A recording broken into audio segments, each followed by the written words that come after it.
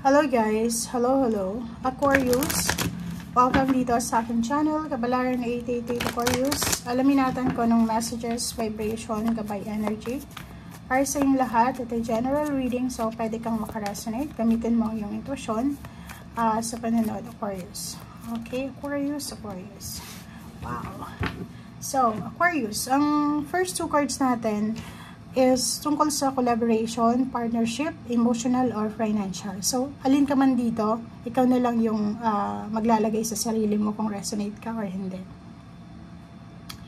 Siguro mayroong partnership na ino-offer sa'yo, like love, intimate, friendship, or pwedeng money, like trabaho, negosyo, na posibleng magbibigay or magkakaroon ng liwanag sa linggong ito. So, ibig sabihin, may naliligaw sa'yo. Hindi ka makapag-desisyon kung tatanggapin mo ba siya or hindi, or hindi ka makapag-desisyon kung yung nililigawan mo is itutuloy mo yung panliligaw.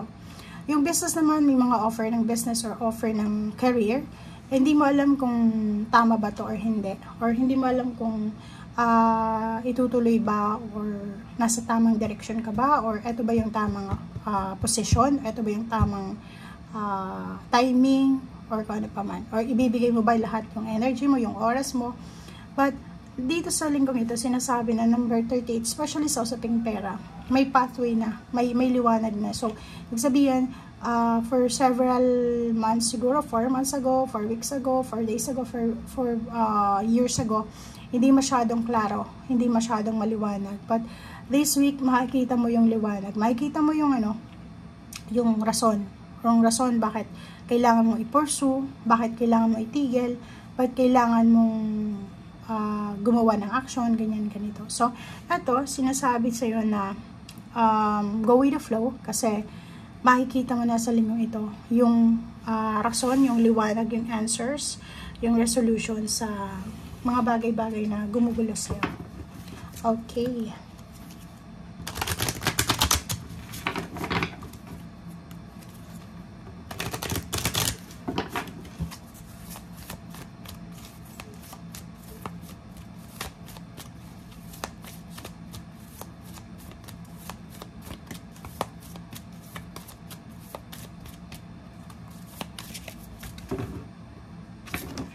Okay, so first chakra, Archangel Michael.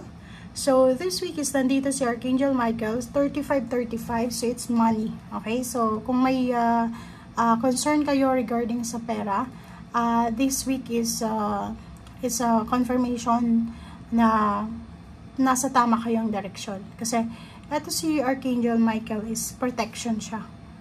Puproteksyonan niya yung mga tao sa mga journey na tinatahak ng mga tao kung ito ay nasa tamang daan. So, dito sinasabi na 3535 na magtiwala ka sa intuition mo, magtiwala ka kay Guardian Angel Michael na siya ay nasa likod mo. Okay? So, etong 35 na to, it's a transformation, major, mag-undergo ka siguro ng major transformation sa buhay mo na posibleng magbabago lahat. Okay? So, huwag kang matakot. It's divine timing, it's divine plan na tutulungan ka ni Archangel Michael ng ating Panginoon ng Universe sa kung ano man para ma-fulfill yung purpose mo and yung mga goals mo sa buhay. Okay? Aquarius.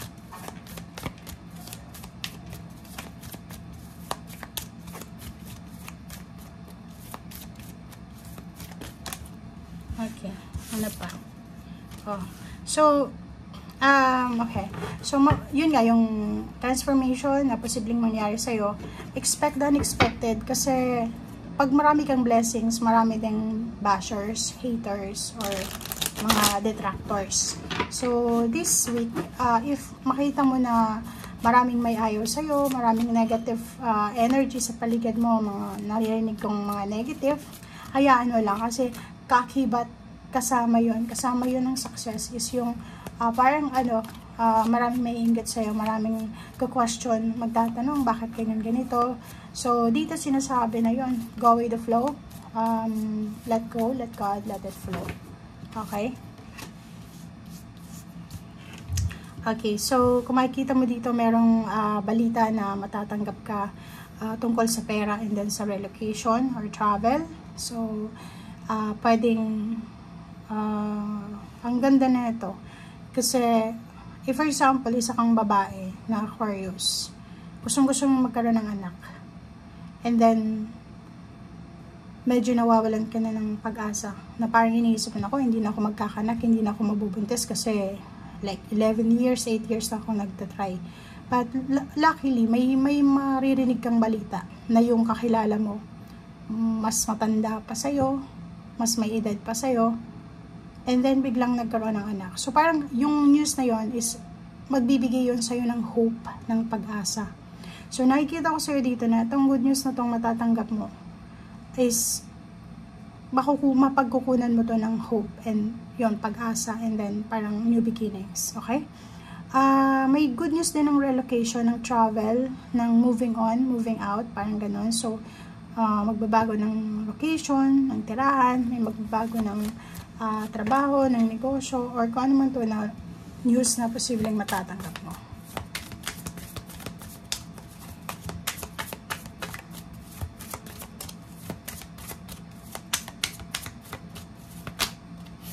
Alright, so yun. Yung iba sa inyo dyan is sobrang busy sa kanilang ginagawa, sa either business, relationship, trabaho. So, nakikita ko sir dito na double time. Nagdo-double time ng ibang Aquarius kasi sila yung breadwinner or sila yung hinihinga ng tulong ng kanilang pamilya. Kita mo tong 10 of Wands. Itong 10 of Wands is kayod ka ng kayod kasi ikaw yung 6 of Pentacles. Ikaw yung balancer. So, ikaw yung source ng financial ng family or ikaw yung provider. So, nakikita ko sir dito na ikaw yung taga-balance sa pamilya. Yung 6 of Cups, meron ding mga relationship, may dating trabaho ka, dating katrabaho, dating kakilala, na posibleng magpaparamdam sila sa ngayon. Pwedeng hihingi sila sa'yo ng tulong or pwedeng ikaw yung hihingi sa kanila ng tulong financial or emotional. Kung meron kang insomnia, depression, anxiety, kailangan mo daw labanan yan. Okay? So, sinasabi ng Baraser dito na para maiwasan mo yung stress, maiwasan mo yung sobrang pag-iisip, yung overthinking, maiwasan mong magkasakit kasi pag hindi ka makatulog, syempre anong mangyayari, sinasabi na kailangan mong proteksyonan ng sarili mo. Okay? So, kung makikita mo dito, sinasabi na ibalik mo yung excitement. Kasi dati masayahin ka diba? Sobrang saya mo. Ibalik mo yung excitement mo. And yung pangarap mo dati, ibalik mo din. And yung relationship mo, sinasabi na hanapin mo yung balanse. Baka hindi ka na masaya sa relationship. Baka relationship yung rason kung bakit na-stress ka, na-depress ka. So, kailangan mo daw unahin yung sarili mo. Okay? Kailangan mo unahin yung sarili mo, yung kaligayahan mo, bago yung kaligayahan ng ibang tao. Okay? And nakikita natin dito na isang wish mo, isang wish ang posibleng mag-grant sa'yo, na posibleng magdadala sa'yo ng sobrang excitement and sobrang happiness. Pwedeng new love life, pwedeng may new baby dito. Okay? Or pwedeng start na mag-conceive ng baby. Or pwedeng mga collaboration, friendship, pwedeng yung iba sa inyo Aquarius is sobrang swerte sa pagkakaroon ng kaibigan or relationship. Okay? Thank you. Bye!